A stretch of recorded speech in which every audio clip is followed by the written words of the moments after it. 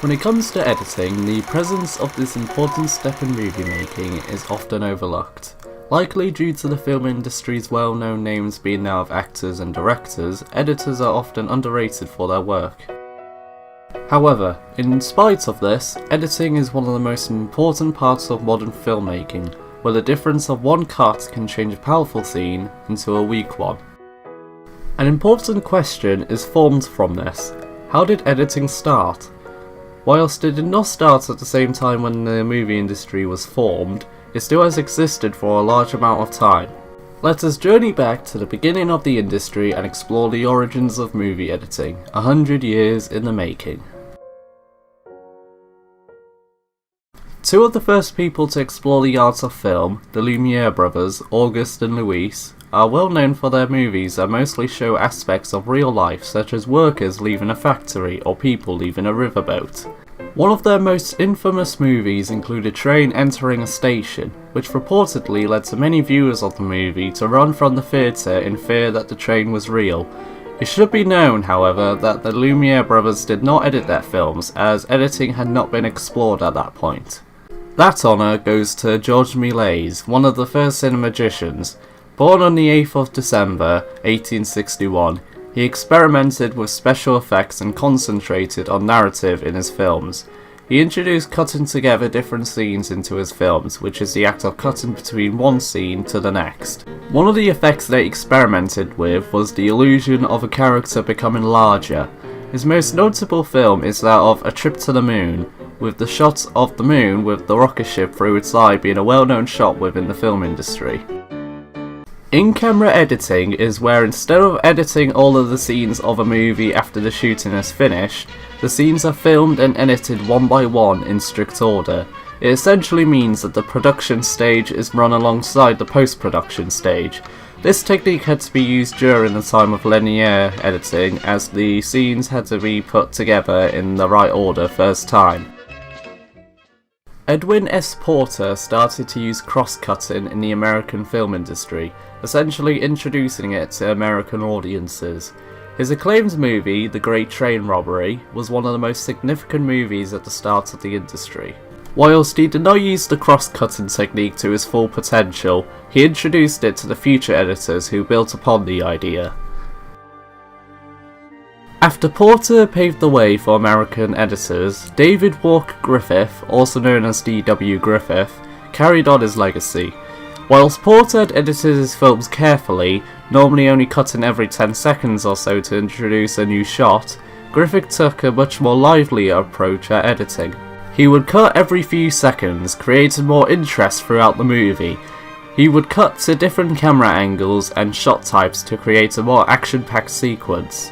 Cross-cutting involved a camera cut to a different angle. Before that, cuts would only be used to reach a different scene whilst retaining the flow of the movie. With cross-cutting, the cut would be used within the same scene but to explore a different angle at the scene. You end up seeing the action at a different angle. Additionally, it meant now it would be possible for two scenes to interject with each other, allowing two scenes to be viewed back to back. It should be known, however, that Griffith could be seen as a scar on the industry due to his most well-known film, the infamous Birth of a Nation. The film depicted African American people as lawless beasts and glorified the KKK, which tarnishes his reputation somewhat.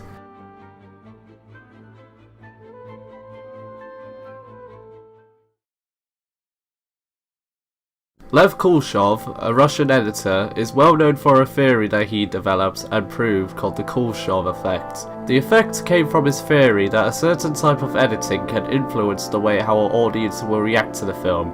He would show three different still pictures: a bowl of soup, a girl in a coffin, and a woman on a couch. Followed by this, a clip of a man would be shown. In spite of the clip being the same every time, the editing caused the audience to interpret the clips differently after every picture. Kuleshov is also well known for training Sergei Eisenstein. Up until this point, editing was a dull and slow process. Due to the lack of machinery, editing had to be done by hand. Cutting included the editor to cut out a part of a clip with scissors and would then glue or cement the two clips together. However, this all changed with the introduction of the moviola. This device paved the way for editing, allowing much easier changes to be performed by the editor. The device worked by using the pedals and a handbrake within to easily view the clips and to cut using the device, as well as to glue the two clips together. It should also be known that the Moviola was meant to be a device that could be used to watch film, but was later repurposed due to it not selling well.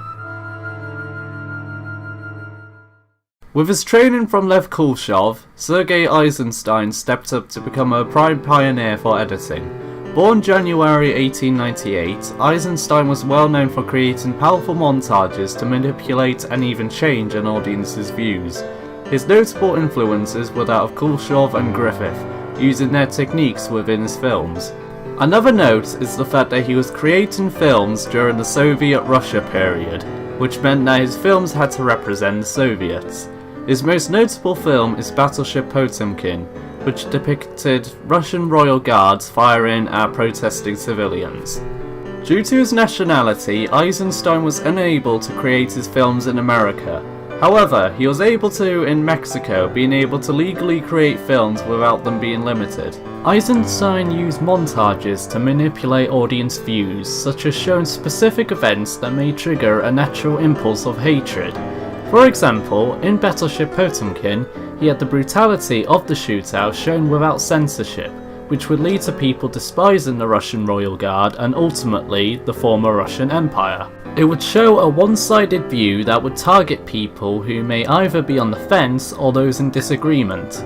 The power of the editing would be a chance to change those views towards Soviet favour, showing that editing is powerful enough to be used as propaganda. Eisenstein used the techniques of pioneers like D.W. Griffith and Edwin Porter to his advantage, using jump cuts and scene changes to show different perspectives of the chaos, which would still show the Tsar as a tyrant and the Soviets as heroes.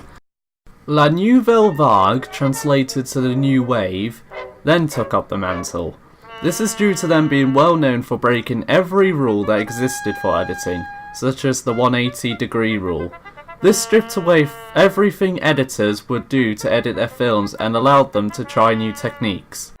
This ultimately allowed more freedom, and while breaking editing rules nowadays is a bad idea, it allowed more techniques to come through instead of being stuck in the same techniques we had during the early 20th century.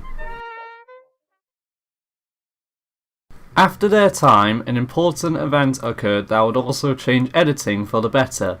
The non-linear age had begun. The linear age of editing, which involved devices such as the Moviola, was limited by one thing: an editor could only edit from start to finish. They were unable to edit on a larger scale. With devices such as the mostly unsuccessful EditDroid and the extremely successful Adobe Premiere, it allowed editors to work on several different points without being limited. Non-linear editing was a huge event in the film industry.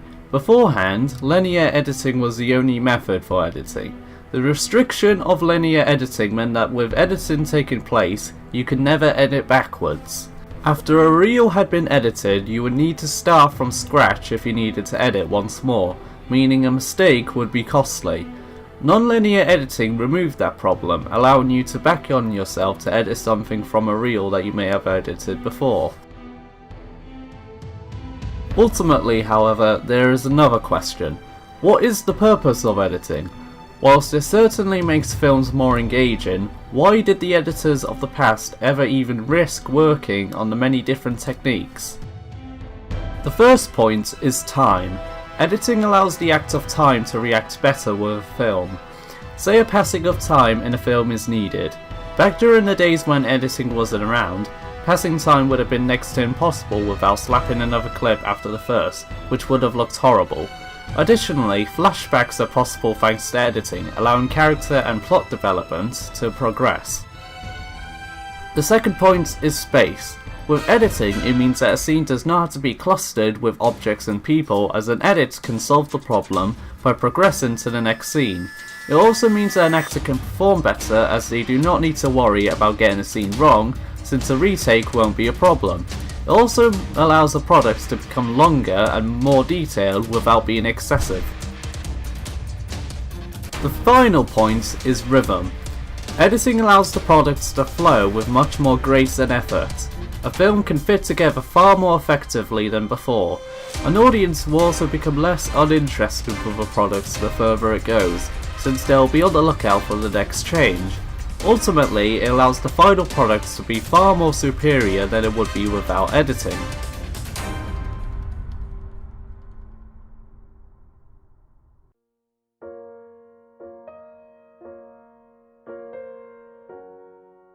In conclusion, we can see how much the entertainment industry has been affected by the creation of films. Without editing, films would have never gotten the kickstart it needed to become as colossal as it has become in recent years. Ultimately, we have these people to, depending on your view of things, either thank or blame for the film industry.